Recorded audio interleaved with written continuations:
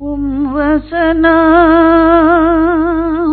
தியானிக்கையில்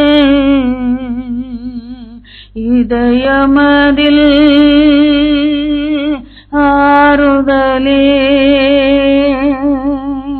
காரிருளில் நடக்கையிலே தீபமாக வழி நடத்தும் காரிருளில் நடக்கையிலே தீபமாக வழி நடத்தும் திருக்கரத்தால் தாங்கி என்னை திருச்சித்தம் போல் நடத்திடுமே குயவன் கையில் களிமண்ணான் அனுதினமும் வணைந்திடுமே.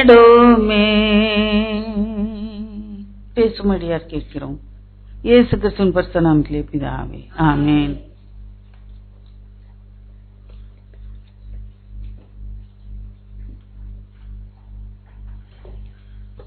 ஆண்டவராகிய இயேசு கிறிஸ்து நாமத்திலே நான் உங்கள் அனைவரையும் வாழ்த்துகிறேன். கர்த்தர் இந்த நாளிலே உங்களை ஆசீர்வதிக்கட்டும்.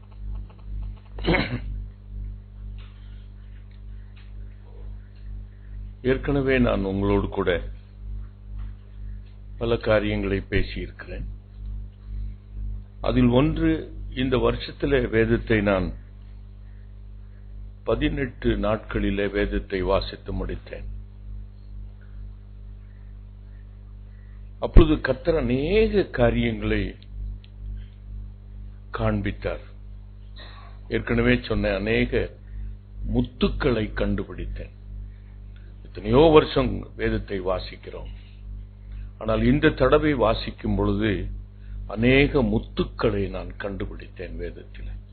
அதை கொண்டுதான் இந்த நாட்களிலே உங்களோடு கூட பேசிக் கொண்டிருக்கிறேன். அதுல ஒரு பெரிய முத்தை நான் ஞாயிற்றுக்கிழமை பேசுவேன். ஒருவேளை ஞாயிற்றுக்கிழமை வராதவர்கள் கட்டாயம் நேரம் வைத்து புறப்பட்டு வாங்க. I considered that I was speaking on that particular verse sometime in 2008 or 2009. அந்த வசனத்தை நான் கேட்டு பார்த்தேன். அந்த செய்தியை நான் கம்ப்யூட்டர்ல போட்டு கேட்டேன். நான் ஆச்சரியப்பட்டேன், அதிர்ந்து போனேன். இப்படி 2008 நான் இப்படி பேசி இருக்கிறேனே என்று. ஆனால் கர்த்தர் கொடுத்த சில அரிய முத்துக்களை சேர்த்து நான் அதை உங்களோடு கூட பகிர்ந்து கொள்வேன். ஞாயிற்றுக்கிழமை தயவு செய்து புறப்பட்டு வாருங்கள். கர்த்தர் உங்களை ஆசீர்வதிக்கட்டும். இன்றைக்கு ஒரு முத்தை நான் உங்களுக்கு முன்பாக வைக்க விரும்புகிறேன். அது எரேமியா தீர்க்கதரிசியின் புஸ்தகம் 15ஆம் அதிகாரம் 11வது வசனத்தை நான் வாசிக்கிறேன். உன்னில் மீதியாய் இருப்பவர்கள் நன்மை அடைவார்கள். தீங்கின் காலத்திலும் நெருக்கத்தின் காலத்திலும் உனக்காக நான் சத்துருவை எதிர்ப்பட்டு உனக்கு சகாயம் செய்வேன் என்று மெய்யாகவே சொல்லுகிறேன். மீதியாய் இருக்கிறவர்கள் நன்மை அடைவார்கள். இதுல நீங்க இன்றைக்கு உங்களை சோதித்து அறிந்து, நான் ஏற்கனவே சொன்னேன், லிண்டா அதை சாட்சியிலே சொன்னாள், இந்த லெந்து கால 40 நாட்களும் உங்களை சோதித்து அறிந்து கர்த்தருடைய பாதையில உங்கள் நடக்க வேண்டும் என்பதற்காகத்தான் இந்த உபவாச நாட்களை கொடுத்திருக்கிறார். இதை மனதில் வைத்துக் கொள்ளுங்கள். இது மற்றவர்களுக்கு ஜெபிக்க வேண்டாம் நான் சொல்லல. முக்கியமாய் நம்மை ஆராய்ந்து பார்த்து நம்மிடத்தில் காணப்படுகிற குறைகளை நாம் கண்டுபிடித்து அதிலிருந்து நாம் மேற்கொண்டு நடக்கத்தான் இந்த 40 நாட்கள் உபவாச நாட்கள் கொடுத்திருக்கிறது.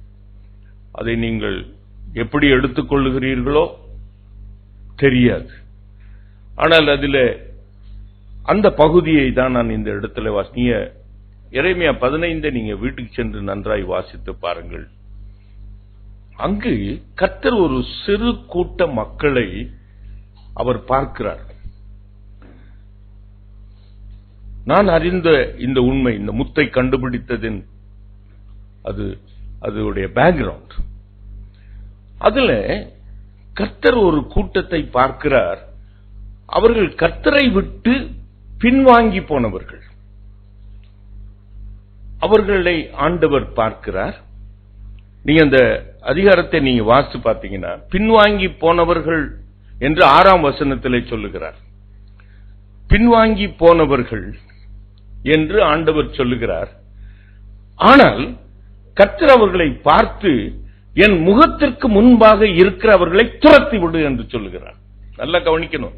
I want you to spiritually strong என்று நினைத்துக் கொண்டிருக்கிற நாம் இன்றைக்கு நம்மை சோதித்து பார்ப்போம். பின்மாற்றம் அடைந்தவர்கள் தான், ஆனால் கர்த்தருடைய முகத்திற்கு முன்பாக நின்று கொண்டிருக்கிறார்கள். நல்ல கவனிங்க. அவர்கள் என்ன நினைத்துக் கொண்டிருப்பார்கள்? கர்த்தர் என்னுடைய அருகாமையில் தான் இருக்கிறார் என்று சொல்லிக் கொண்டிருக்கிறாங்க. இதை நல்லா கவனிங்க. ஆனால் அவர்களை அங்கு 6வது வசனத்தில் சொல்லுகிறது, அவர் பின்வாங்கி போனார்கள். அவர்கள் என்னிடத்தில் திரும்பி வருவார்களோ என்று நான் என்ன பண்ணி கொண்டிருந்தேன்?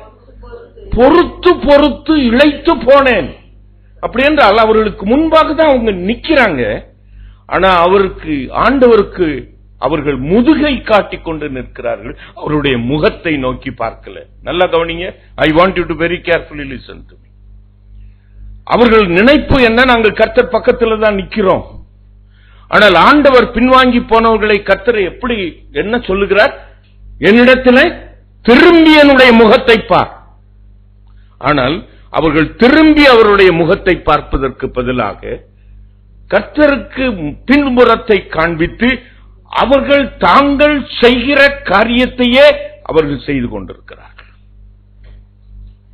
இதுதான் அநேக ஆவிக்குரிய வாழ்க்கையில நடக்கிற ஒரு பரிதாபமான ஒரு நிலைமை. நான் கர்த்தர் பட்சத்தில் தான் இருக்கிறேன் என்று சொல்லுவார்கள். ஆனால் கர்த்தருடைய முகத்தை நோக்கி பார்க்கல. அவர்களுக்கு தங்களுடைய பின்புறத்தை காண்பித்துக் கொண்டிருக்கிறார்கள். இதைத்தான் மத்தேயு 7 சொல்லுகிறார். நான் இதை செய்தேன், அதை செய்தேன் என்று ஆண்டவர்கிட்ட நீங்க சொல்லலாம், ஆனால் நான் உங்களை அறியேனே. அப்போ ஆண்டவர்கிட்ட இந்த தீர்க்கதரிசி கேட்கிறான், இவர்களை என்னிடத்தில் இருந்து புறம்பே தள்ளுன்னு சொல்றாரு, இவர்களை எங்கே தள்ளுகிறது என்று கேட்கிறான். அப்பொழுது ஆண்டவர் பதில் கொடுக்கிறார், சாவுக்கு ஏதுவானவன், பட்டயத்திற்கு ஏதுவானவன், பஞ்சத்திற்கு ஏதுவானவன், சிறையிருப்புக்கு ஏதுவானவன். அப்படி என்றால் அந்த நிலைமையை கொஞ்சம் அறிந்து கொள்ளுங்க. மதராஸ் பாஷையில கர்த்தர் உங்களை அம்போ என்று விட்டு விட்டார். அதான் நிலைமை. இதை மனதில் வைத்துக் கொள்ளுங்க. கர்த்தர் பட்சத்திலே தான் இருக்கிறேன்னு நினைக்கிறீங்க, ஆனால் கர்த்தர் உங்களை என்ன பண்ணிட்டார்? கைவிட்டு விட்டார். நான் உன்னை விட்டு விலகுவதும் இல்லை, உன்னை கைவிடுவதும் இல்லை என்று சொன்னவர் அவளை பார்த்து, இவர்களை என்னிடத்தில் இது புறம்பே தள்ளு, என்னுடைய கண்களுக்கு முன்பாக இருக்கிறதை விட்டு அவர்களை அப்புறப்படுத்தி போ. எங்க அனுப்புறது? ஆண்டவரை கேட்கிறான் தீர்க்கதரிசி. இன்றைக்கு எங்களுடைய நிலைமை அதுதான். எங்கே அனுப்புறது ஆண்டவரை இந்த ஜனங்களை? ஆண்டவர் இன்றைக்கு சொல்லுகிறார், சாவுக்கு ஏதுவானவன் சாகட்டும், பரிசுத்தம் உள்ளவன் இன்னும் பரிசுத்தமாகட்டும், அசுத்தம் உள்ளவன் இன்னும் அசுத்தமாகவே இருக்கட்டும். எனக்கு என்ன?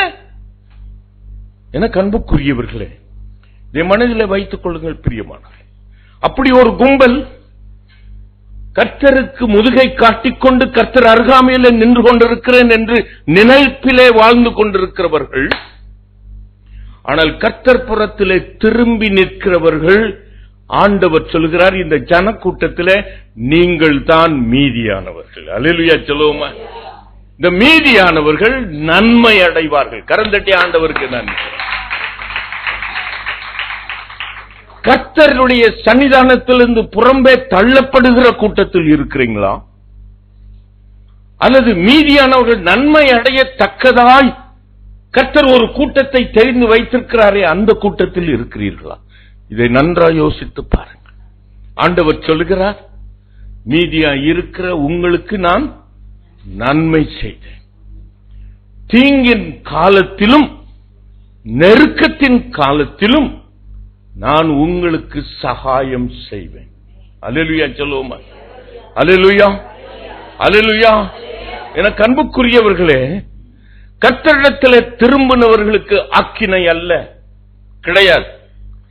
செப்பனியா 3ஆம் அதிகாரம் 15வது வசனத்தை நீங்க வாசித்தீங்கன்னா அங்கு வேதம் அழகாக சொல்லுகிறது, கர்த்தர் உன் ஆக்கினைகளை உன்னிடத்திலிருந்து அகற்றி சத்துருக்களை உன்னிடத்திலிருந்து விலக்கி நான் உன் நடுவிலே வாசம் பண்ணுவேன், நீ தீங்கை காணாதிருப்பாய். என் ஆண்டவருக்கு முன்பாக 2 காரியம்தான், ஒன்று நன்மை, இன்னொன்று தீமை. கர்த்தர் நன்மையை கொடுக்கத்தான் விரும்புகிறார். அல்லேலூயா சொல்லுவோமா? ஆகையினாலே கர்த்தரிடத்தில் திரும்பி இருக்கிறவர்களுக்கு அல்லது மீதியாய் இருக்கிறவர்களுக்கு கர்த்தர் என்ன செய்ய போகிறார்? நன்மை செய்ய போகிறார். ஆக்கினை கிடையாது, கர்த்தரிடத்தில் திரும்பி வந்தவர்களுக்கு. ஆகையினால் தான் கர்த்தர் பின்வாங்கி போனவர்களை பார்த்து சொல்கிறார், சீர்கெட்ட பிள்ளைகளே என்னிடத்தில் திரும்புங்கள். எரேமியா 3:22 சொல்லுகிறார், சீர்கெட்ட பிள்ளைகளே, பின்வாங்கி போன பிள்ளைகளை என்னிடத்தில் திரும்புங்கள். என்னை முகத்தை பாருங்க, என்னிடத்தில் திரும்புங்கள் என்று அவருக்கு உங்களுடைய முதுக காமிக்கிறது இல்ல. பிரியமானவர்களே, இதை மனதில் வைத்துக் கொள்ளுங்க. இப்படியே வேற ஏதோ உலகத்தை பார்த்து கொண்டு பின்னாடி வந்து ஆண்டவருடைய மார்பிலை சாயலான்னு நினைக்காது. It is impossible. கர்த்தர் உங்களை கைவிட்டு விடுவார். அல்லேலூயா சொல்லுவோமா? இந்த தீர்க்கதரிசி எழுதி வைத்திருக்கிறான், ஒரு கூட்டம் கைவிடப்பட்ட நிலைமை. அவர்கள் சாவுக்கு எதுவாய் போகட்டும், அவர்கள் பட்டயத்திற்கு எதுவாய் போகட்டும், பஞ்சத்திற்கு எதுவாய் போகட்டும், சிறையிருப்புக்கு எதுவாய் போகட்டும், எனக்கு கவலை இல்லை. என்னை அவர்களை என் சமூகத்திலிருந்து புறம்பே தள்ளு. எனக்கு அன்புக்குரியவர்களே, இதுல தீங்கு என்பது கிடையாது என்று ஆண்டவர் சொல்லியிருக்கிறார். கர்த்தரிடத்தில் திரும்பினவர்களுக்கு தீங்கு இல்லை. அல்லேலூயா சொல்லுவோமா? அல்லேலூயா சொல்லுவோமா? அல்லேலூயா. நான் உன்னை ஆக்கினைக்குள்ளாக தீர்க்க மாட்டேன். அல்லேலூயா சொல்லுவோமா? கர்த்தரிடத்தில் திரும்பினவர்கள் ஆக்கினைக்கேற்ற பாவத்தை செய்திருந்தாலும் கர்த்தரிடத்தில் திரும்பி வந்தபடியினால் அவர்களை ஆக்கினைக்குட்படுத்த மாட்டார். இதை மனதில் வைத்துக் கொள்ளுங்கள் பிரியமானவர்களே. ஆகையினாலே ஆக்கினையை உங்களிடத்திலிருந்து அகற்றினார். ஆக்கினை மூலமாய்தான் ஒரு மனுஷனுக்கு, ஒரு மனுஷிக்கு தீங்கு வருகிறது. தீங்கு ஆக்கினையால் வருகிறது. அல்லேலூயா சொல்லுவோமா? அல்லேலூயா. ஆகையினாலே ஆக்கினையை உன்னை விட்டு அகற்றி உன்னை தீங்குக்கு விலக்கி காப்பேன். இது ஒரு பெரிய ஆசீர்வாதம். செப்பனியாவில் ஆண்டவர் சொல்லுகிறார், நீ கர்த்தரிடத்தில் திரும்பி வந்தபடியினால் உன் ஆக்கினையை உன்னிடத்திலிருந்து அகற்றி சத்ருவை உன்னிடத்திலிருந்து விலக்கி நான் உன் நடுவிலே வாசம் பண்ணுவேன், நீ தீங்கை காணாதிருப்பாய். இங்கு இன்னொரு காரியத்தையும் ஆண்டவர் சொல்கிறார். தீங்கை நம்மிடத்திலிருந்து விலக்கி போடுவது மாத்திரம் அல்ல, அவர் சத்ருவை எதிர்த்து நின்று நெருக்கங்களிலே உங்களோடு கூட இருப்பார். அல்லேலூயா சொல்லுவோமா? உனக்கு சகாயம் பண்ணுவார். அல்லேலூயா. ஆக்கினையை அகற்றுவார், சத்ருவை மேற்கொள்ள உனக்கு சகாயம் செய்வார். இது ஒரு பெரிய ஒரு சத்தியம். இதை மனதில் வைத்துக் கொள்ளுங்கள். சத்ரு எதிர்த்து நிற்கிற சத்ருவை உன்னை தோற்கடிக்க நினைக்கிற அந்த சத்ருவை எதிர்த்து நிற்க கர்த்தர் உனக்கு துணை செய்வார், சகாயம் செய்வார். ஆகையினாலே நான் பல தடவை உங்களோடு கூட பேசியிருக்கிறேன். நெருக்கம் என்பது ஒரு அவசியமான ஆவிக்குரிய அனுபவம் என்று சொல்லியிருக்கிறேன். நெருக்கம் இல்லை என்றால் ஆவிக்குள்ள நெருங்கி ஆண்டவரை நெருங்கி சேர முடியாது. அல்லேலூயா சொல்லுவோமா?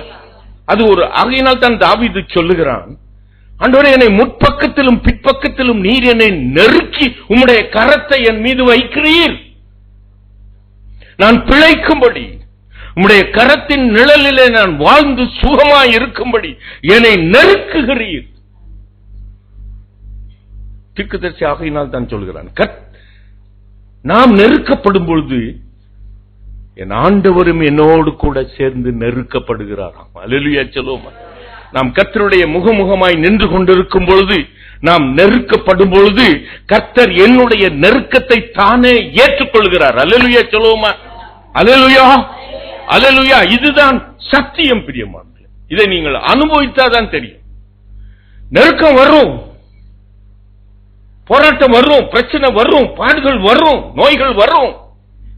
ஆனா இந்த நெருக்கத்தில் அவர்தான் முதலாவது நெருக்கப்படுகிறார். உன்னுடைய நெருக்கத்தை அவர் ஏற்றுக்கொண்டு உன்னை விசாலத்திலே வைப்பார். அல்லேலூயா சொல்லுவோமா? அல்லேலூயா.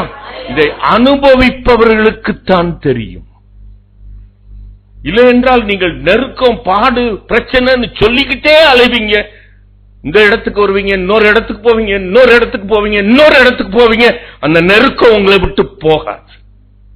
அது ஒரு அவசியமான ஒரு அனுபவம். நீங்க கர்த்தரிடத்தில் திரும்பணும், அதுதான் அவசியம். ஆகையினால் தான் சொன்னேன், இந்த லெந்து கால நாள் நீங்கள் உங்களை சோதித்து பார்த்து நீங்கள் மீதியானவர்களா அல்லது கர்த்தருடைய பிரசன்னத்திலிருந்து புறம்பாக்கப்படுகிற கூட்டத்தில் இருக்கிறீங்களா? சரி, இந்த நெருக்கம் ஒரு ஆவிக்குரிய அனுபவம் என்று நான் சொல்லி இருக்கிறேன். அதை குறித்து நான் பேசல. ஆனால் நெருக்கப்படும் பொழுது நாம் என்ன செய்ய வேண்டும் என்று ஒரு சில ஆலோசனைகளை நான் நெருக்கப்படும் பொழுது என்ன காரியம் நம்மிடத்தில் நடக்குது, நீங்கள் எதிலே செயல்படணும். அந்த நெருக்கத்தையே நினைச்சுக்கிட்டே இருந்தீங்கன்னா செயல்பட முடியாது. அல்லேலூயா சொல்லுவோமா? ஆகையினாலே முதலாவது வேதத்தை திறந்து வாசி பாருங்க. 2 சாமுவேல் 2ஆம் அதிகாரம் 7வது வசனம். 2 சாமுவேல் 22:7. நீங்கள் உங்கள் கையை திடப்படுத்திக் கொண்டு நல்ல சேவகராய் இருங்கள். உங்கள் ஆண்டவராகிய இல்ல ஏதோ வாசிக்கிறீங்க. 22:7 2 சாமுவேல் நோக்கி கூப்பிட்டு தேவனை நோக்கி அபயமிட்டு ஆலயத்திலிருந்து என் சத்தத்தை கேட்டார். திரும்பி வாசிங்க. எனக்கு உண்டான நெருக்கத்திலே நான் கர்த்தரை நோக்கி கூப்பிட்டேன். போதும். அப்போ கர்த்தர் எதற்காக உன்னை நெருக்குகிறார்? நான் கர்த்தரை நோக்கி எதற்கு நெருக்குகிறார்? உன்னை சாகடிக்கல. இதை மனதில் வைத்துக் கொள்ளுங்க. மூச்சு திணற அடிக்கிறதுக்கு அல்ல, கர்த்தரை தூஷிக்கிறதுக்கு அல்ல. நல்ல கவனிங்க பிரியமானவர்களே. கர்த்தர் எனக்கு நெருக்கத்தை முதலாவது எதற்காக அனுப்புகிறார்? நான் கர்த்தரை நோக்கி அபயமிடுவதற்காக. அல்லேலூயா சொல்லுவோமா? அவரை நோக்கி கூப்பிடுவதற்காக. 118ஆம் சங்கீதம் 5வது வசனத்தை வாசிங்க பார்க்கலாம்.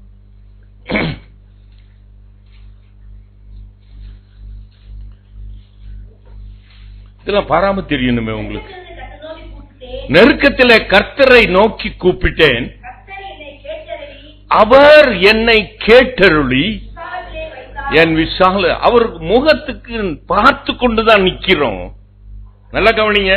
மீதியானவர்கள் கர்த்தரிடத்தில் திரும்பி அவருடைய முகத்தை பார்த்து கொண்டுதான் நிற்கிறார்கள்.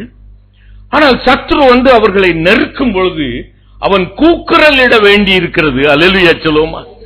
அந்த சத்ருவின் கரத்தை தளர்த்தி விட்டு அவர் உன்னை விசாலத்திலே வைக்க விரும்புகிறார். அல்லேலூயா சொல்லுவோமா? அவருக்கு முன்பாக நின்று கொண்டிருக்கிறவர்களும் கூட கர்த்தரை நோக்கி கூப்பிடணும், ஜெபிக்கணும். கர்த்தர் பக்கத்திலே இருக்கிறார் என்று, அவர் எல்லாவற்றையும் அறிந்து கொண்டிருக்கிறார் என்று சொல்லி நீங்கள் சும்மா இருக்கக்கூடாது. நீங்கள் கர்த்தரை நோக்கி கூப்பிடணும், அபயமிடணும். கர்த்தர் உங்களை கூப்பிடுதலை கேட்டு உங்கள் நெருக்கத்திலிருந்து உங்களை விசாலத்திலே கொண்டு வந்து நிறுத்துவார். விசாலம் என்ன தெரியுமா? அவருடைய மார்பு. 58 இன்ச்சஸ் மார்பு இல்ல. சில பேர் தனக்கு 58 இன்ச்சஸ் இருக்குன்னு சொல்றாங்க. நரேந்திர மோடி என் கர்த்தருடைய மார்பு. You cannot limit it. Anybody who stands close to him, அவருடைய முகத்தை நோக்கி பார்த்துக் கொண்டிருக்கிற எல்லாரையும் அவர் அனைத்து மார்போடு கூட சேர்த்துக் கொள்ளுவார். எனக்கு அன்புக்குரியவர்களே, இதை தாவீதினுடைய வாழ்க்கையில இதை நாம் பார்த்திருக்கிறோம். அவனுடைய வாழ்க்கையில எல்லா காரியத்திலும் நெருக்கம். தகப்பனே அவனை அழைத்து அனுப்பித்து, சகோதரர்களை போய் பார், அவருடைய சுகத்தை விசாரித்துக் கொண்டு வா, அவன் தன் ஆடுகளை ஒரு நல்ல இடத்திலே ஒப்புவித்து விட்டு அவன் சென்று சகோதரர்களை பார்க்க போகிறான். ஆனால் அந்த இடத்திலும் அவனுக்கு நெருக்கம். அவனுடைய சகோதரர்கள் அவனிடத்திலே திட்டுகிறார்கள், ஏசுகிறார்கள். அவன் எந்த காரியத்தின் நிமித்தமாய் இப்படி வந்தாய் என்று கேட்கிறார்கள். எந்த முகாந்திரத்தில் நீ வந்தாய்? நான் முகாந்திரம் இல்லாமலா நான் வந்தேன்? எந்த நாளிலும் நெருக்கம். பிரியமானவர்களே, சவுல் அவனுக்கு அதிக நெருக்கங்களை கொடுத்தார். அவனுடைய மனைவி அநேக நெருக்கங்களை கொடுத்தார்.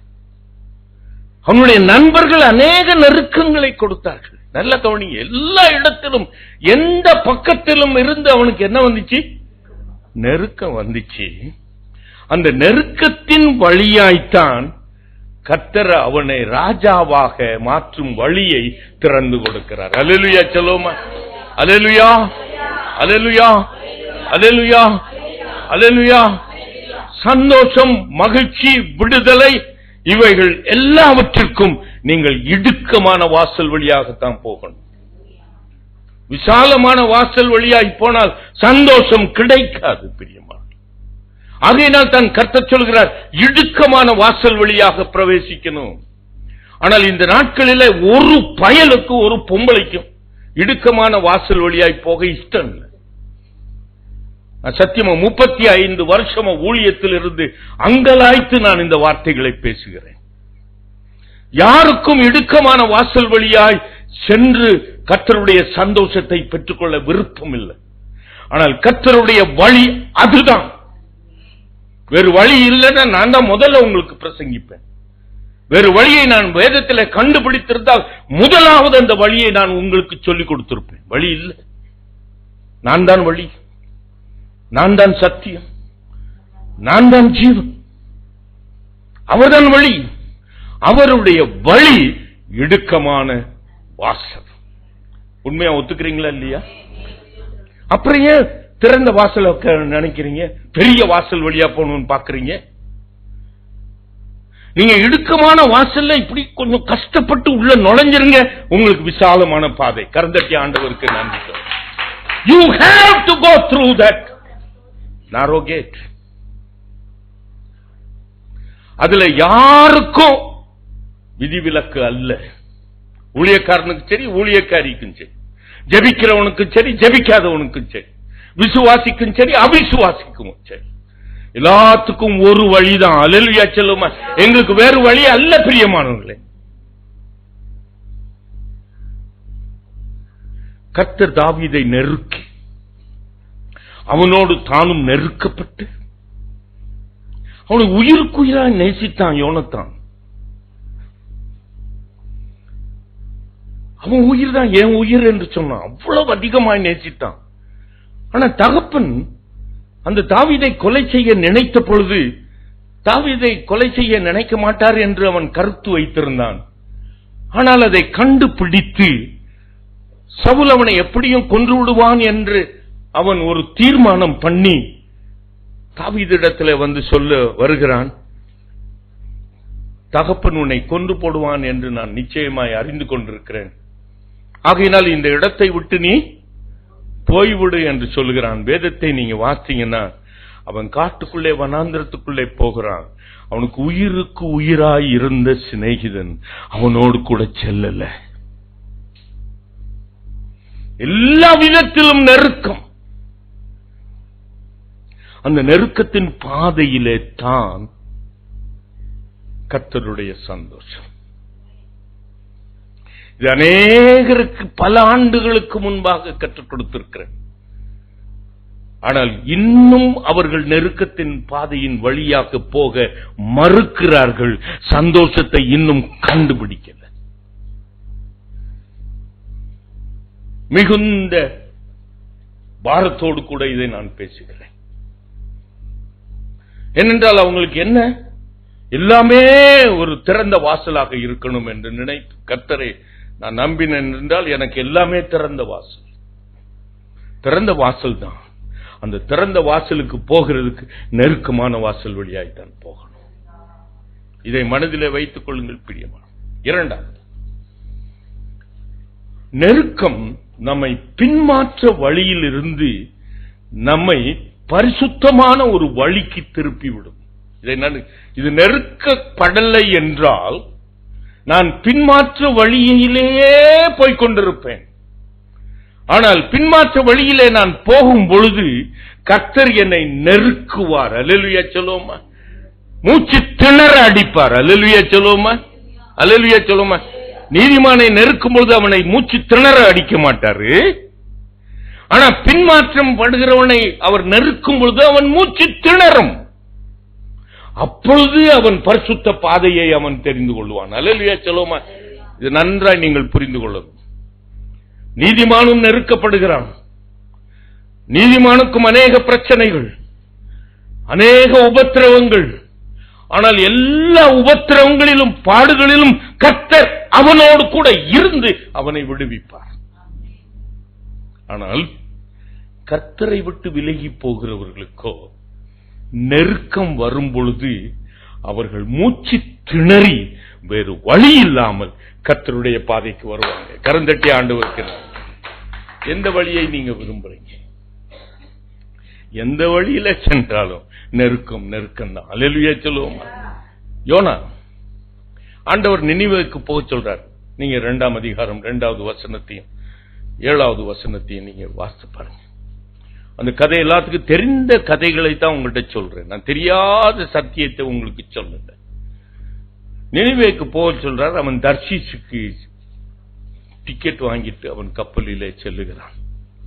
கர்த்தர் அவனை நெருக்க ஆரம்பித்து விட்டார். அல்லேலூயா சொல்லுவோமா? கர்த்தருடைய வழியிலிருந்து அவன் விலகி போகும் பொழுது கர்த்தர் என்ன பண்ணார்? நெருக்க ஆரம்பித்தார். நெருக்கம். அப்பொழுது கடல் கொந்தளிக்கிறது. கப்பல் தூக்கி வாரி போடப்படுகிறது.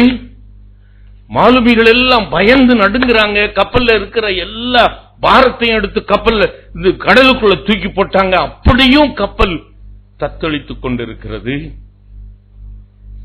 அப்பொழுது இப்படிப்பட்ட தத்தளிக்கிற நேரத்தில் அவன் உறங்கிக் கொண்டிருக்கிறான். கர்த்தருடைய வழியை விலகி போனவன் நன்றாய் உறங்கிக் கொண்டிருக்கிறான். அவனுக்கு என்ன ஒரு நம்பிக்கை? கர்த்தர் என் பக்கத்தில் இருக்கிறார். ஆனா கர்த்தருக்கு முகத்திற்கு புறம்பாய் நிற்கிறவன் என்று அவன் அறியல. ஆகையினால கர்த்தர் அவனை தூக்கி என்ன பண்றாரு? கடலுக்குள்ள தொப்படிர்னு போட்டு விடுகிறார். அம்போன்னு போட்டு விடுகிறார். ஆனால் கர்த்தருடைய கிருபை, கர்த்தருடைய இரக்கம் அவனை மீனை அனுப்பி அவனை விழுங்க செய்கிறார். ஆனால் கொஞ்ச நேரம் அந்த கடலின் ஆழத்தில் அவன் மூச்சு திணறி போயிடுச்சு. கடல் பாசிகள் அவனை சூழ்ந்து கொண்டது. அவன் எழுதுறான். 2ஆம் அதிகாரத்தை எடுத்து வாசிப்பார். 2வது வசனத்தில் அவன் வாசிங்க. நெருக்கத்தில் நான் கர்த்தரை நோக்கி கூப்பிட்டேன். நல்ல கவனிங்க, அதுல 2 காரியம் இருக்கு. அவன் கடலிலே போடப்பட்ட பொழுது அவன் கர்த்தரை நோக்கி என்ன பண்ணான்? கூப்பிட்டான். கர்த்தர் அவனை கேட்டார். உண்மைதான். ஒரு மீனை அனுப்பினார். அப்புறம் என்ன நடந்துச்சு? வாசிங்க, அதை வாசிக்க முடியும். அதன் பாதாளத்தின் வயிற்றில் இருந்து நான் கூக்குரலிட்டேன், நீர் என் சத்தத்தை கேட்டீர். அப்போ கேட்டுட்டு ஒரு மீன் அனுப்புறார்.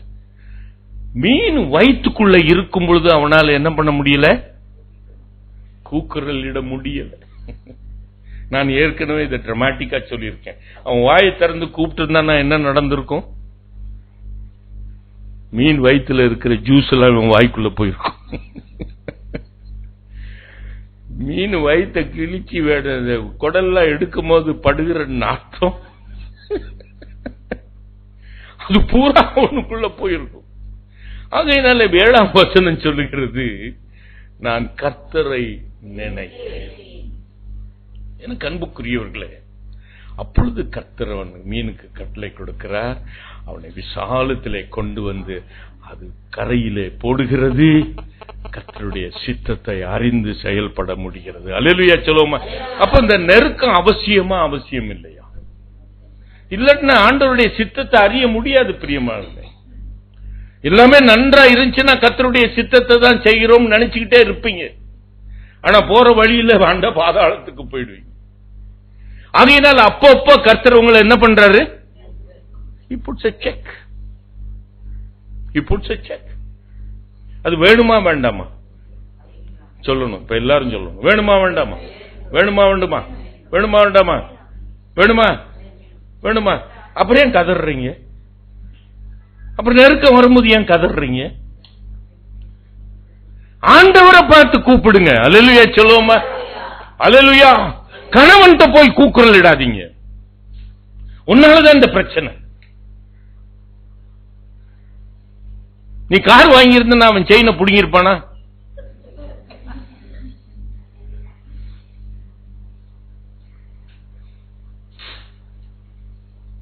அப்படி பேசுறவங்களும் உண்டு. கர்த்தரை நோக்கி அபயம் விடுங்க. அவன் தம்முடைய ஆலயத்திலிருந்து அதை கேட்பார். நெருக்கம் நம்முடைய பாதையிலிருந்து திருப்பி இடுக்கத்தின் பாதை வழியாய் அழைத்துக் கொண்டு போகும். ஒடுக்கப்பட்டாதான் அந்த நெருக்கத்துல மானம் பாதையில போக முடியும். இதே மாதிரி குண்டா போக முடியாது. அதனால என்ன பண்ணுவாரு? கொஞ்சம் பட்டினி போட்டு வெயிட்ட குறைக்க வச்சு அந்த இடுக்கமான பாதையில ஒரு நெளிஞ்சு கிழிஞ்சு போறதுக்கு வழி வைப்பாரா இல்லையா? அது அவசியமா இல்லையா? அப்போ அந்த பசி பட்டினி வரும்பொழுது கர்த்தரை நோக்கி கூப்பிடுவோம்.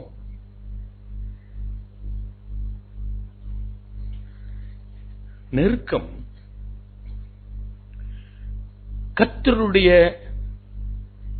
கர்த்தருக்காக நம்மை எழும்பி பிரகாசிக்க உதவும். இதை மனதில் வைத்துக் கொள்ளும். இது கட்டாயம் நம்முடைய வாழ்க்கையில ஒரு அவசியமான ஒரு அனுபவம். இந்த நெருக்கம் வரலன்னா கர்த்தருக்காக நம்ம எழும்பி என்ன பண்ண முடியாது? பிரகாசிக்க முடியாது. கர்த்தர் எல்லாரையும் நெருக்கதான். இஸ்ரவேல் ஜனங்கள் பாவம் செய்த பொழுது நியாயாதிபதிகளின் புத்தகம் 6ஆம் அதிகாரத்தை எடுத்து வீட்டுக்கு வைத்து எல்லாருக்கும் தெரிந்த பகுதி தான் அது. கர்த்தர் என்ன பண்ணுகிறார்? இஸ்ரவேல் ஜனங்கள் கர்த்தரை விட்டு விலகி போன பொழுது அவருக்கு தம்முடைய முகத்தை காண்பிக்காதபடிக்கு முதுகை காண்பித்து அவர்கள் தங்களுடைய காரியங்களையே செய்து கொண்டு போகும்போது, நல்லா கவனிங்க பிரியமானவர், கர்த்தர் என் பக்கத்தில் இருக்கிறார் என்று சொல்லி நாம் நினைச்சதை செஞ்சுக்கிட்டே இருக்கிறோம். ஆனால் கர்த்தர் என்ன செய்கிறார்? அந்த தேசத்தையே இஸ்ரவேல் ஜனங்களையே அவர் நெருக்க ஆரம்பிக்கிறார். மீதியானியர் கையில் அவர்களை ஒப்புக் கொடுக்கிறார். அந்த மீதியானிகள் அந்த பட்டணத்தில் இஸ்ரவேல் ஜனங்கள் இருக்கிற பட்டணத்தை முழுவதும் வந்து ஆக்குபை பண்றாங்க. அரண்கள் எல்லாம் போய் உட்கார்ந்துக்கிட்டாங்க. எங்கெல்லாம் தங்க இடமோ அந்த இடத்துல எல்லாம் எதிராளி வந்து நின்று உட்கார்ந்துக்கிட்டான். இவர்கள் சுயாதீனமாய் தங்களுடைய தேசத்திலே அவர்கள் வலம் வர முடியல. தங்களுடைய தேசம் முற்றுகை செய்யப்பட்டிருந்தால் பரவாயில்லை, தங்களுடைய தேசத்தில் என்ன பண்ணலாம்? சுயாதீனமாய் சுற்றி கொண்டிருக்கலாம். ஆனால் இங்கு என்ன நடக்கிறது? அந்த எதிராளிகளே உன்னுடைய வீட்டிற்குள் வந்து தங்கி விட்டாங்க, கூடாரம் போட்டுட்டாங்க. இது அநேகருடைய வாழ்க்கையில நடந்து கொண்டிருக்கு. இது அநேகருடைய வாழ்க்கையில். நல்ல கவனிங்க பிரியமானவர்களே, எதிராளிகள் உங்களுடைய வீட்டிலே குடி வந்து கூடாரம் போட்டு உங்களை நெருக்க ஆரம்பிக்கிறாங்க. யார் தப்பு? கர்த்தருக்கு நம் முதுகை காட்டினபடியினால் கர்த்தர் இதை அனுமதித்திருக்கிறார். அவருடைய பயிர்கள் எல்லாவற்றையும் அழித்து விடுகிறாங்க. அவர்களுக்கு அறுவடை இல்லை, நன்றாய் விதைத்திருக்கிறாங்க, அறுக்க முடியல. அவர்கள் ஆடுகள், மாடுகள், ஒட்டகங்கள் எல்லாவற்றையும் அவர்கள் தூக்கி எடுத்துக்கொண்டு போயிட்டாங்க. உனக்கு கொஞ்சம் தானியம் கிடைக்குது கிதியோனுக்கு. அவன் ஆளை அருகே யாரும் பார்க்காதபடிக்கு அதை போரடித்துக் கொண்டிருக்கிறான்.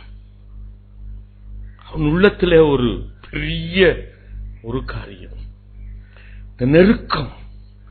ஏன் கர்த்தர் இஸ்ரவேல் ஜனங்களை இப்படி மீதியானியர் கையில் ஒப்புக் கொடுத்தார்? ஏன் எங்களுடைய வாழ்க்கையிலே நெருக்கம்? ஏன் எங்களுடைய வாழ்க்கையிலே சத்துரு வந்து கூடாரம் போட்டு தங்கி இருக்கிறான்? அவனுடைய உள்ளத்திலே ஒரு பெரிய கேள்விக்குறி. அந்த நெருக்கம் தான் அந்த கேள்விக்குறியை எழுப்பினது. அல்லேலூயா சொல்லுவோமா? அப்பொழுது தேவதூதன் வந்து சொல்லுகிறான், பராக்கிரமசாலியே என்று கூப்பிடுகிறான். அப்பொழுது கூட அவன் பதில் கொடுக்கிறான், ஆண்டவரே, எல்லாவற்றையும் எகிப்தின் அடிமைத்தனத்திலிருந்து மீட்டுக் கொண்டு வந்தீரே, பெரிய அற்புதங்கள் எல்லாம் செய்து கூட்டிக் கொண்டு வந்தீரே, அந்த அற்புதங்களும் அடையாளங்களும் எங்கே? அப்போ கர்த்தர் அவனிடத்திலே சொல்லுகிறார். யார் வந்திருக்க? இப்படி வந்துருங்க தம்பி. அப்பொழுது கர்த்தர் அவனிடத்திலே சொல்லுகிறார், நான் இந்த இஸ்ரவேல் ஜனங்களை மீதியான்கள் கையிலிருந்து ரட்சிக்கும்படி நான் உன்னை அனுப்புகிறேன். கரந்தட்டி ஆண்டவர்கள். அந்த நெருக்கம் அவனுக்கு வரல என்றால் அந்த இஸ்ரவேல் ஜனங்களை ரட்சிக்கிற பொறுப்பை கர்த்தர் கரடியாய் கத்தி சொல்லி இருந்தாலும் ஏற்றுக்கொண்டிருப்பானா? அந்த நெருக்கம் அவன் வயிற்றுல ஆண்டவர் கை வைக்க அனுமதித்ததினாலே, பட்டினி போட அனுமதித்தபடியினாலே, கொஞ்சோண்டு தானியம் அதை எப்படியாயிலும் ஒழித்து வைத்து அதை போரடித்து காப்பாற்றலாம் என்று நினைத்துக் கொண்டிருக்கிறான். அந்த நெருக்கத்திலே அவனை அழைக்கிறார். நெருக்கம் கர்த்தருக்கு முன்பாக உன்னை எழும்ப செய்யும். அல்லேலூயா சொல்லுவோமா? இஸ்ரவேல் ஜனங்களை ரட்சிக்க, கர்த்தருடைய திட்டத்தை நடத்த, கர்த்தருடைய சித்தத்தை செய்ய இந்த நெருக்கம் அவசியமாயிருக்கிறது. அல்லேலூயா சொல்லுவோமா? அல்லேலூயா, அல்லேலூயா.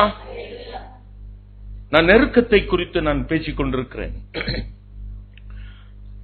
நெருக்கம் ஆண்டவரை நோக்கி விண்ணப்பிக்க தூண்டும் என்று சொன்னேன். முதலாவது, ஆண்டவரை நோக்கி அபயமிடச் செய்யும் என்று சொன்னேன். நெருக்கப்படும் பொழுது மனுஷர்களிடத்தில் அபயமிடாமல் என் தேவனை நோக்கி அபயமிட வேண்டும் என்று சொன்னேன். நெருக்கம் உன்னை கர்த்தருடைய பரிசுத்த பாதைக்கு நேராய் உன்னை திருப்பும் என்று சொன்னேன். நெருக்கம் தேவனுக்காக உன்னை எழும்ப செய்யும் என்று சொன்னேன். நெருக்கம் இன்னொரு பெரிய தேவ சுவாபத்தை உண்டு பண்ண கர்த்தர் நெருக்கத்தை அனுப்புகிறது, அனுமதிக்கிறது உண்மை. எனக்கு அன்புக்குரியவர்களே, இந்த நெருக்கம் என்ன செய்யுமாம்? என்னை ஆண்டவரிடத்துல கெஞ்ச வைக்குமாம். அல்லேலூயா சொல்லுவோமா? இல்லன்னா ஆண்டவர்கிட்ட கெஞ்சுவீங்களோ? அதிகார பிச்சை கேட்பீங்க. இப்ப எல்லா ஊழியக்காரனும் அதுதான் உங்களுக்கு சொல்லிக் கொடுக்கிறான். கர்த்தருடைய பிள்ளையா, நான் செய்கிற காரியத்தை நீங்களும் செய்வீங்க, அதை காட்டிலும் பெரிய காரியத்தை செய்வீங்க. அப்படின்னா நீங்க என்ன பண்றீங்க? உடனே அந்த சத்ரு அந்த இடத்தை விட்டு போடான்னு சொல்றீங்க. போவானோ? அவன் கூடாரம் போட்டு இருப்பான். அதிகாரத்தோடு கர்த்தரை நீங்கள் இறங்க செய்ய முடியாது. அல்லேலூயா சொல்லுவோமா? அல்லேலூயா. இதை மனதில் வைத்துக் கொள்ளுங்கள் பிரியமானவர்களே. யாருக்கு கர்த்தர் சொல்லுகிற வார்த்தை, நான் செய்கிறதை அவனும் செய்வான், இதை காட்டிலும் பெரிய காரியம். யோசித்து பாருங்க. Is it a universal? It is a unsigned check given by God to you? No. எனக்கு கர்த்தருடைய பாதத்தில் அழதான் தெரியும்.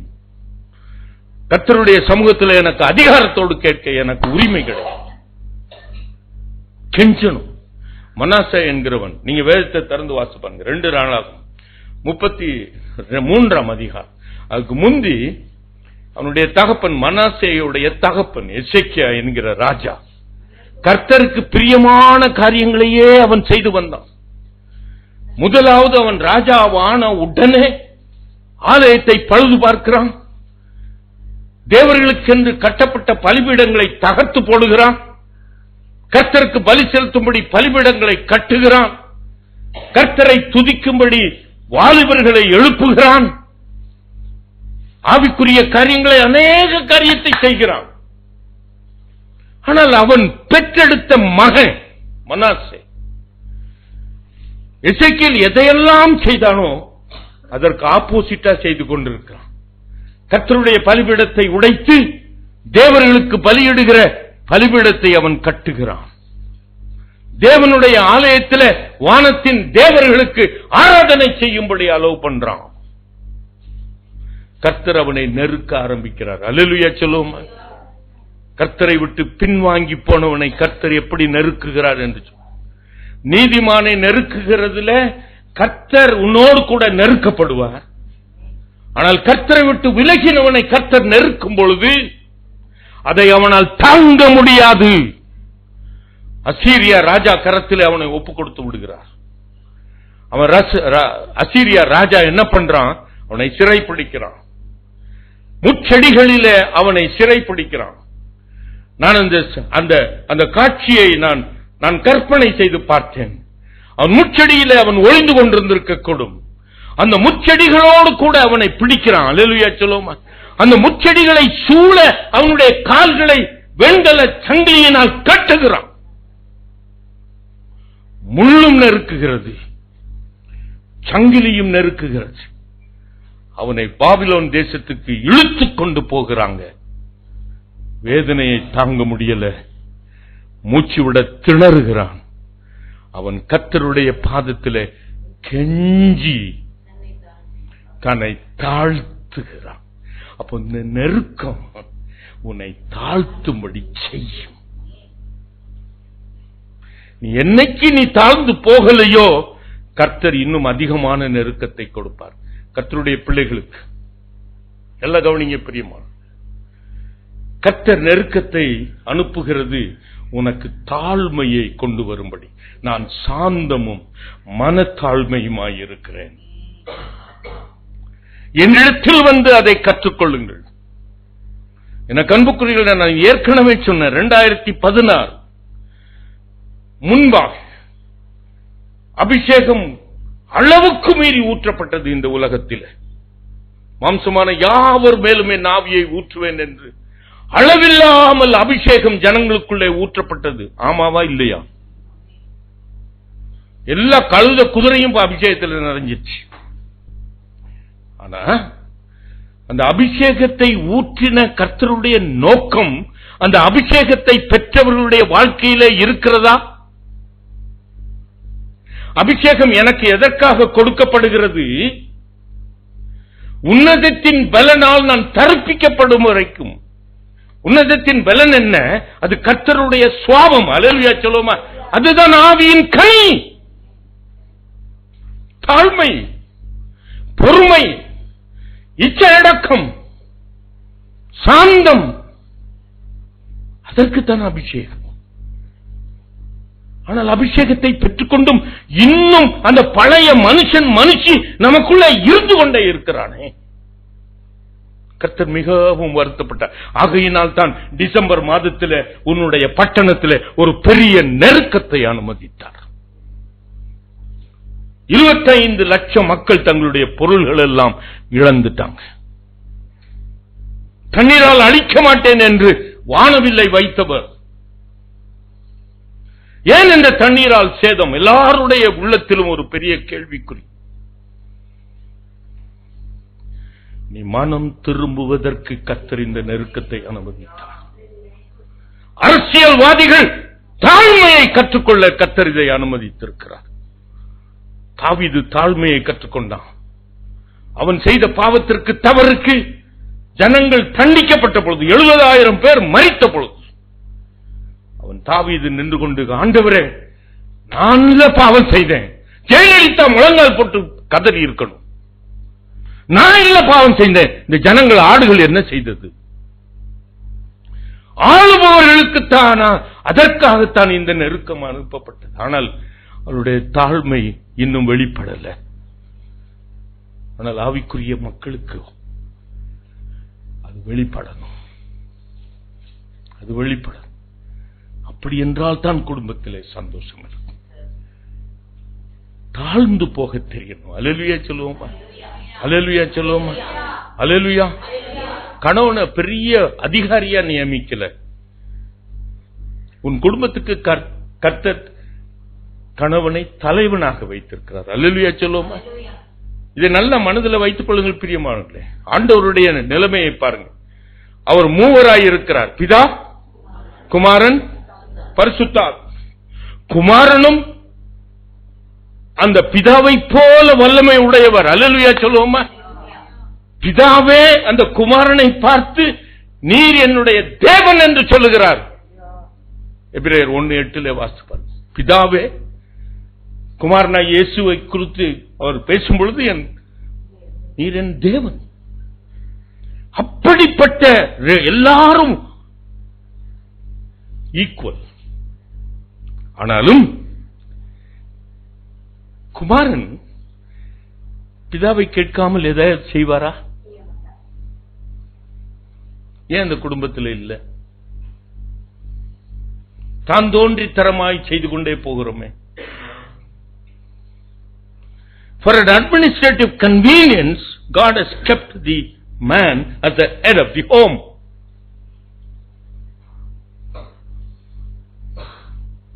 எனக்கு அன்புக்குரியவர்களே, தாழ்மையை கற்றுக்கொள்ள கர்த்தர் உங்களுடைய குடும்பத்தில் ஒரு நெருக்கத்தை அனுமதித்திருப்பார்.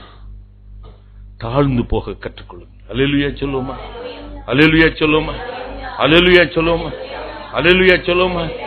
இல்லை என்றால் முச்செடியோடு கூட சேர்ந்து கட்டப்படுவாய்.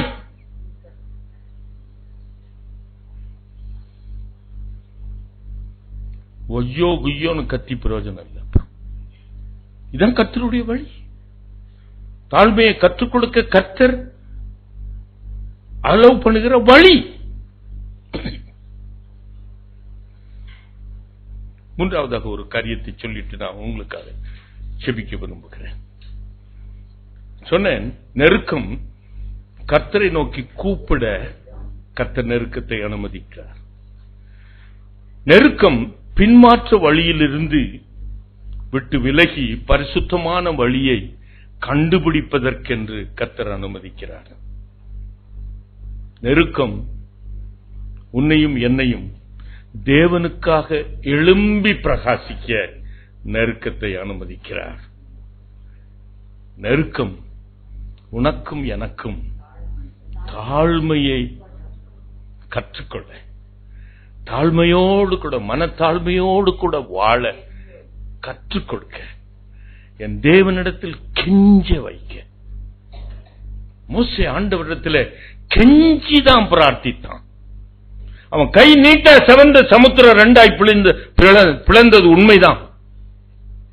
நல்லா கவனிங்க பிரியமானவர்களே. கர்த்தருடைய கோலிலே அவனிடத்தில் கரத்தில் அவ்வளவு அதிகாரத்தை கொடுத்திருந்தார். ஆனால் அவன் தேவனிடத்தில் வரும்பொழுது கெஞ்சி பிரார்த்திக்கிறான். வேணுமா வேண்டாமா? வேணுமா வேண்டாமா? கர்த்தருக்கு நீங்க கர்த்தருக்கு தேவனுக்கு நீங்க கட்டளையிட முடியுமா? ஜனங்களை இலட்சியம் ஆண்டவர் இலட்சியம் போ சொல்லி பாருங்களேன். தாழ்மை வேணும். கடைசியாக தேவ சித்தத்தை அறிந்து கொள்ள நெருக்கம் அவசியம். மனுஷனுடைய சித்தத்தை அறிந்து கொள்றீங்க. நான் நேற்று ஒரு இடத்துல பேசும்பொழுது சொன்னேன், உங்களுக்கு எல்லாத்தையும் நிதானிக்க உங்களுக்கு தெரியும். இன்னைக்கு மந்தாரமா இருக்கிறது, செவ்வானம் விட்டு இருக்கிறது. மத்தேயு 16:1-2 எடுத்து வாசித்து பார்த்தீங்கன்னா ஆண்டவர் சொல்கிறார், விபச்சார சந்ததிகளை. மந்தாரமா இருந்துச்சுன்னா நீங்க மழை பெய்யும் காற்று வரும்னு உங்களால நிதானிக்க தெரிகிறதே. கர்த்தருடைய காலங்களையும் அடையாளங்களையும் உங்களால் ஏன் நிதானிக்க முடியல? எல்லாத்தையும் நிதானிக்கிறோமே. ஊழியக்காரனை நிதானிச்சிடுறோமே. நீங்க இவர் என்ன பேசுறாரு, மார்க் கொடுக்குறீங்கல்ல, நிதானிக்க தெரியுதுல்ல உங்களுக்கு. பட்ஜெட்டுக்கு ஒரு 10 பேரை உட்கார வச்சுட்டு இவன் ஒரு இன்டர்வியூ பண்ணுவான். அவன் ஒவ்வொருத்தன் பட்ஜெட்டுக்கு மார்க் போடணும். ஒருத்தன் 3 கொடுப்பான், ஒருத்தன் 7 கொடுப்பான், ஒருத்தன் 10 கொடுப்பான். அது மாதிரி நீங்க உட்கார்ந்துகிட்டு ஆண்டவருடைய ஊழியக்காரனை மார்க் போட தானே உங்களுக்கு தெரியும். எனக்கு அன்புக்குரியவர்களே, நெருக்கம், கர்த்தருடைய சித்தத்தை அறிந்து கொள்ள, கர்த்தருடைய இருதயத்தை நிதானிக்க, கர்த்தருடைய உள்ளத்திலே என்ன ஓடுகிறது என்று அவருடைய மார்பில் சாய்ந்திருந்தால் தான் தெரியும். அல்லேலூயா சொல்லுவோமா? அவருடைய இருதய துடிப்பை அறிந்து கொண்ட யோவான், அவருடைய மார்பிலே சாய்ந்திருந்த யோவான், ஆகையினால் தான் கர்த்தர் அவனுக்கு அவ்வளவு வெளிப்பாடுகளை கொடுத்தார். அல்லேலூயா சொல்லுவோமா? வெளிப்படுத்தல் புஸ்தகம் அத்தனை கர்த்தர் தரிசனமாக கொடுத்தார். ஏனென்றால் அவருடைய இருதய துடிப்பை அறிந்தவன். அல்லேலூயா சொல்லுவோமா? அல்லேலூயா. தேவனுடைய சித்தத்தை அறிந்து கொள்ளணும்னா தேவனுக்கு நெருங்கி வரணும். அல்லேலூயா சொல்லுவோமா? அல்லேலூயா. ஏற்கனவே இதை குறித்து நான் பல செய்திகளில் சொல்லியிருக்கேன். தாவீது ஒரு சின்ன தவறு பண்ணிட்டான். அவனை குறித்து வேதம் சொல்லுகிறது, அவ பேர் என்ன, பத்சேபாள் காரியத்திலே அந்த சங்கதியை தவிர வேறு எந்த பாவமும் அவன் செய்யலன்னு பைபிள்ல போட்டிருக்கு. அந்த பட்சேபாள்கிட்ட நடந்த சங்கதியை தவிர வேறு எந்த, ஆனால் சின்ன சின்ன தவறுகள் செய்திருக்கான். நல்ல கவனிங்க பிரியமானவர்களே. அப்போ பெரிய சாட்சி கொடுக்கிறான். 1 சாமுவேல் 26ஆம் அதிகாரம் கடைசி பகுதியிலே அவன் சவுலை கொல்லுகிறதுக்கு ஒரு நல்ல தருணம் கிடைக்கிறது. ஆனால் சவுலை கொல்ல பண்ணல. கர்த்தரால் அபிஷேகம் பண்ணப்பட்டவனே நான் என் கரத்தை அவன் மீது வாய்க்க மாட்டேன். அப்பொழுது அவன் தன்னை குறித்து ஒரு சாட்சி சொல்லுகிறான். இன்றைக்கு உம்முடைய ஜீவன் என்னுடைய பார்வைக்கு அருமையா இருக்கிறது, ஆகையினாலே உன் ஜீவனை விட்டு வைத்திருக்கிறோம். அதே போல என்னுடைய ஜீவன் கர்த்தருடைய பார்வைக்கு அருமையா இருக்கிறது என்று உன் பெரிய சாட்சி சொல்றான். நல்லா கவனிங்க பிரியமானவர்களே. கர்த்தருக்கு முதுகை காண்பித்துக் கொண்டு உன்னால் சாட்சி சொல்ல முடியும். தாவீது கர்த்தருக்கு முதுகை காண்பித்து அந்த சாட்சியை சொல்லுகிறான். ஆகையினாலே அவன் ஒரு தீர்மானம் செய்கிறான். 27ஆம் அதிகாரம் 1வது வசனம், என்றைக்காவது ஒரு நாள் சவுலுடைய கையில மடிந்து போவேன். ஆகையினால் அதுக்கு முன்னாடி என்ன சொன்னா, யாரும் என்ன கொல்ல முடியாது, நான் கர்த்தருடைய பார்வைக்கு அருமையானவன், என்னை யாரும் ஒன்னும் பண்ண முடியாதுன்னவன். அடுத்த வசனத்தில் சொல்றான், சவுல் என்னைக்காவது என்ன கொண்டு போடுவோம். ஆகையினாலே பெலிஸ்தியர் தேசத்திலே போய் நானே ஒழித்துக் கொண்டால் தாவலை என்று சொல்லுகிறான்.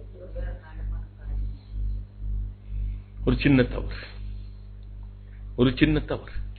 அப்பொழுது கர்த்தர் அவனை நெருக்க ஆரம்பிக்கிறார். அல்லேலூயா சொல்லுவோமா? அல்லேலூயா. அவன் செஞ்ச சின்ன தவறுக்கு எவ்வளவு பெரிய நெருக்கம் பாருங்க. கர்த்தருடைய பிள்ளைகளுக்கு அப்படித்தான். சின்ன தவறு செய்தாலும் கூட வருகிற நெருக்கம் பெருசா இருக்கும். அவனுடைய பெண் ஜாதி பிள்ளைகள் எல்லாம் சிறைப்பிடித்து போயிட்டாங்க. 1 சாமுவேல் 30ஆம் அதிகாரம். சிக்லாக் பட்டணம் தீக்கிரையாக்கப்படுகிறது. அவனுடைய நண்பர்கள் எல்லாரும் சேர்ந்து அவனை நெருக்குகிறார்கள். 30ஆம் அதிகாரம் 6வது வசனம், தாவீது மிகவும் நெருக்கப்படுகிறார். கர்த்தர் அதை அனுமதிக்கிறார். அவன் நெருக்கப்பட்ட பொழுது அவன் செய்கிறான். அதைத்தான் நான் உங்களுக்கு சொன்னேன் நேற்று. இந்த தபசு காலம் எதற்காக கொடுக்கப்பட்டிருக்கிறது? உங்களை சோதித்து பாருங்கள். தாவீது அவன் முழங்கால் படியிட்டு பலமில்லாமல் போகும் மட்டும் கண்ணீர் விட்டு அழுகிறான். ஆண்டவரே, உமக்கு விரோதமாய் நான் பாவம் செய்துட்டேன், என்னுடைய இருதயத்தின் யோசனையின்படி நடந்துட்டேன், உம்மிடத்திலே நான் ஆலோசனை கேட்கல, தவறு செய்து விட்டேன். கர்த்தருடைய சமூகத்திலே தன்னை திடப்படுத்திக் கொள்கிறான். அப்பொழுது கர்த்தர் அவனோடு கூட பேசுகிறார். நான் இப்ப என்ன செய்யட்டும்? தண்டை பின்பற்றி போகட்டுமா என்று கேட்கிறான். போய் என்று சொல்லுகிறார். தாவீது இழந்தவைகளை எல்லாம் திரும்ப பெற்றுக் கொண்டான். அப்ப நெருக்கப்படுகிறது. கர்த்தருடைய ஆலோசனை நீ கேட்டு பெற்றுக் கொள்வதற்கு, கர்த்தருடைய சித்தத்தை அறிந்து கொள்வதற்கு, கர்த்தர் உனக்கு வைத்திருக்கிற திட்டத்தை நீ அறிந்து கொள்வதற்கு கொடுக்கப்பட்ட 40 நாட்கள். ஆனா நல்ல பிரியாணி சாப்பிட்டு சந்தோஷமா இருக்கிறோம்ல. நேற்று ஒரு ஆலய பிரதிஷ்டைக்கு போனேன். அந்த பிரதிஷ்டை முடிந்த உடனே எல்லாத்துக்கும் பிரியாணி.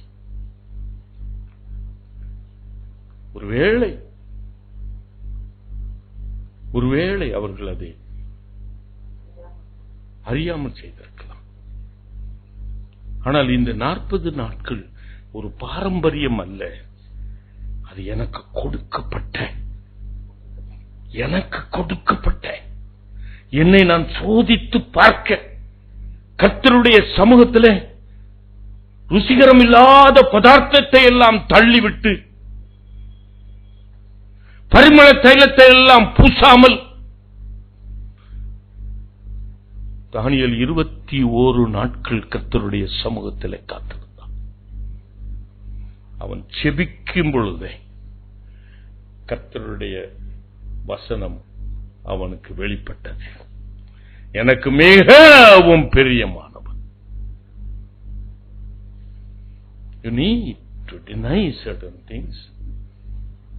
உன்னை ஒடுக்க கற்றுக்கொள்ளணும், உன்னை தாழ்மைப்படுத்த கற்றுக்கொள்ளணும். நான் கறி சாப்பிடுறவங்களை நான் பாவிகள் என்று சொல்லல, தயவு செய்து என்னை மன்னிச்சிருங்க அப்படி சொல்லியிருந்தேன். இல்ல, எது வேணாலும் சாப்பிடுங்க. மாடை பிடிச்சு சாப்பிடுங்க, அடிச்சு சாப்பிடுங்க, உயிரோட ரத்தத்தோடு புசிங்க. I don't just care. ஆனால் இந்த 40 நாள் இல்ல, வேற ஏதாவது ஒரு நாட்கள் தெரிந்து வைத்துக் கொள்ளுங்க. அல்லேலூயா சொல்லுவோமா? நீங்க நல்லா பிரியாணி சாப்பிடுங்க. லெந்து கால நாட்கள் நீங்க என்ன வேணாலும் செய்யுங்க. திருமணம் ஏன் வைக்க மாட்டேன்றீங்க? பிரியாணி போடலன்னா மாப்பிள்ளை வீட்டுக்காரே எரிஞ்சு போயிடுவான். அது மட்டும் செய்ய மாட்டேன்றீங்க. அன்புக்குரியவர்களே, நாளை நீங்கள் உங்களுக்காக பிரத்யேகப்படுத்திக் கொள்ளும். இது எல்லாருக்கும் கொடுக்கப்பட்டது. ஆகையினாலே இதுல உபவாசம் இருக்கிறது சுலபம். என் மனைவி ஒரு 40 நாள் தெரிந்து கொண்டாள் வைங்களேன், நான் அந்த நாட்களை தெரிந்து கொள்ளல. அப்ப அவ கறி சாப்பிட மாட்டா, நான் மட்டும் சாப்பிடுவேனா? அதுக்காக தான் கொடுக்கப்பட்டிருக்கு 40 நாட்கள்.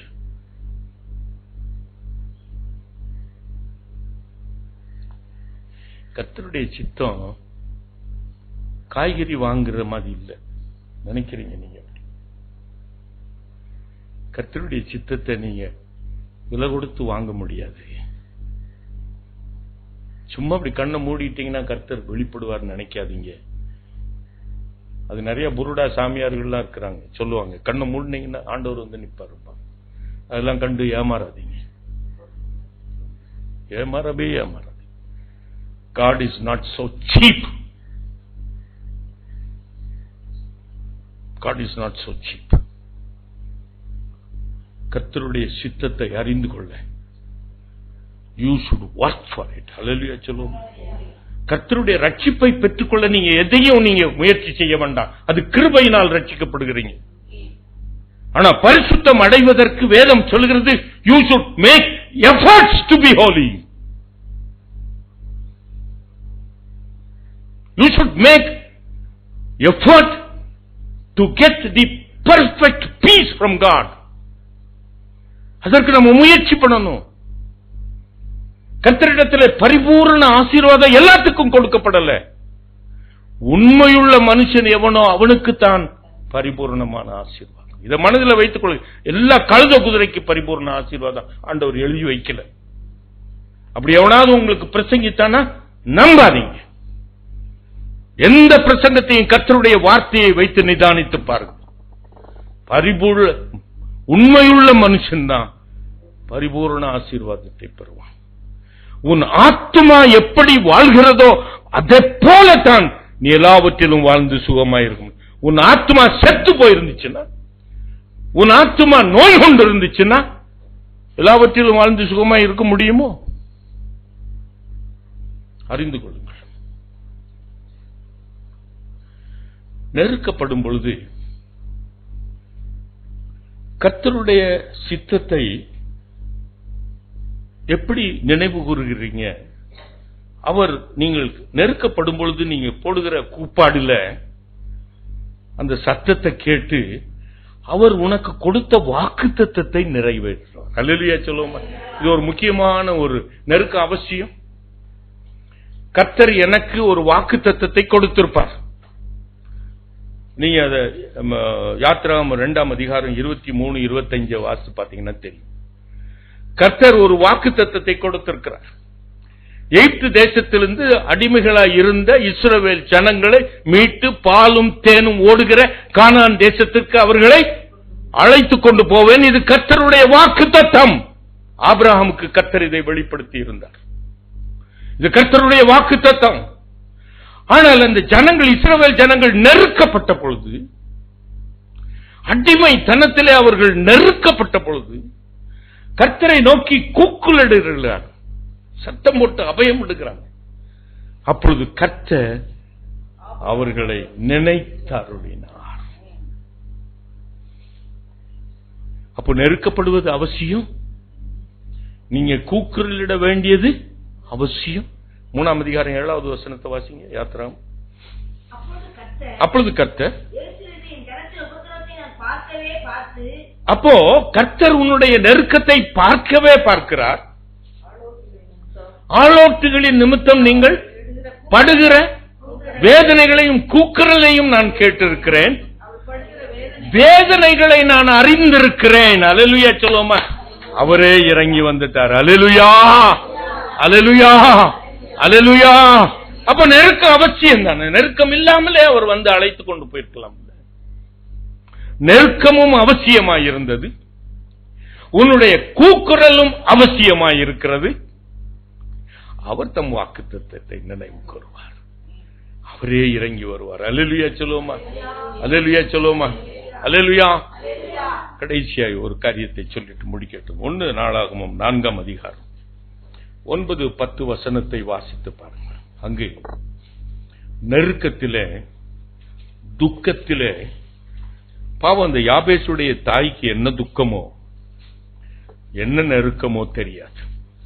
ஆனா யாபேசுக்கு சகோதரர்கள் இருக்கிறாங்க. ஆனால் யாபேசை பெற்றெடுக்கும் பொழுது அவள் துக்கத்தோடு பெற்றெடுக்கிறாள். ஏன்தான் இவன் பிறந்தான்?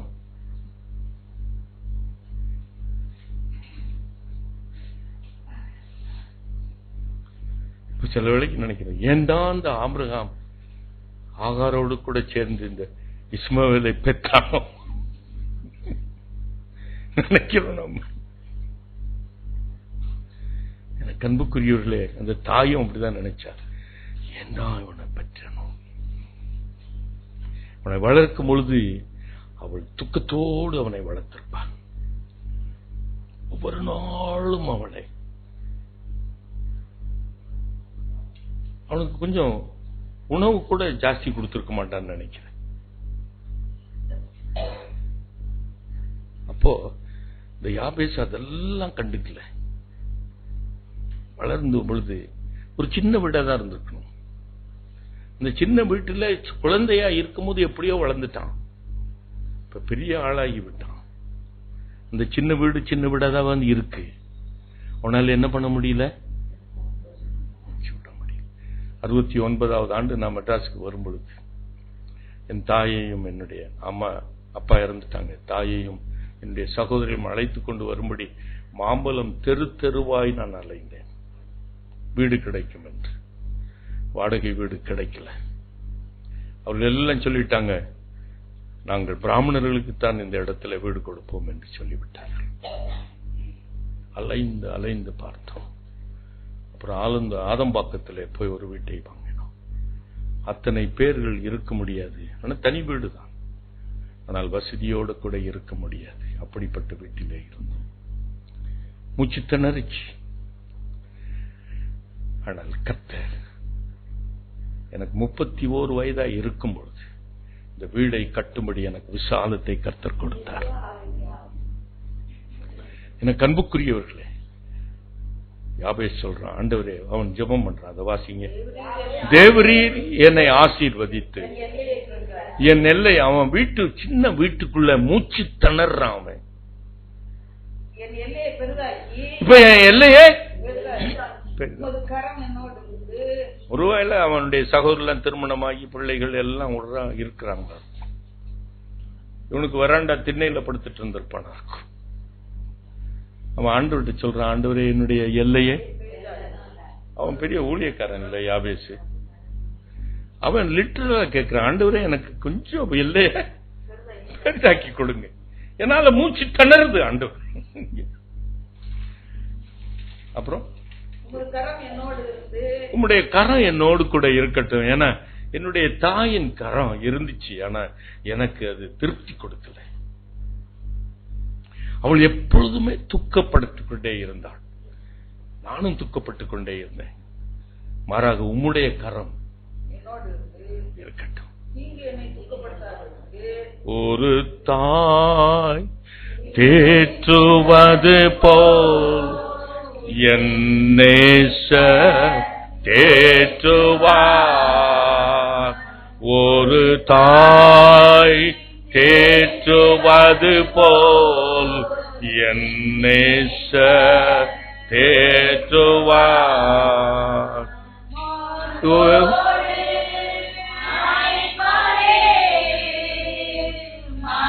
கவலை தீர்ப்பாரே,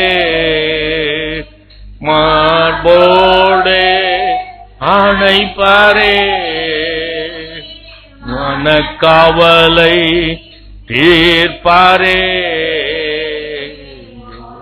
தாய் தேற்றுவது போல் என் நேசர் தேற்றுவார். தீங்கு என்னை தொடராதபடி செய்யும்.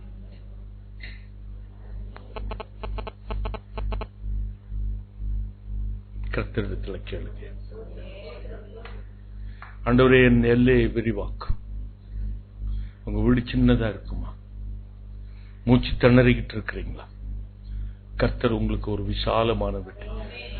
நான் ஊழியத்திற்காக நான் இதை சொல்லல, ஊழியை பெரிதாக்குகிறவர் கர்த்தர். அல்லேலூயா சொல்லுவோம். அல்லேலூயா, அல்லேலூயா. அது உன் அழைப்பை பொறுத்தது. அல்லேலூயா சொல்லுவோம். அல்லேலூயா, அல்லேலூயா, அல்லேலூயா. இன்றைக்கு ஆண்டவர்கிட்ட கேளுங்க, நீங்கள் மீதியாயிருக்கிறவர்கள். அல்லேலூயா சொல்லுவோம். திரும்பி 15-11 வாசித்து முடிப்போம்.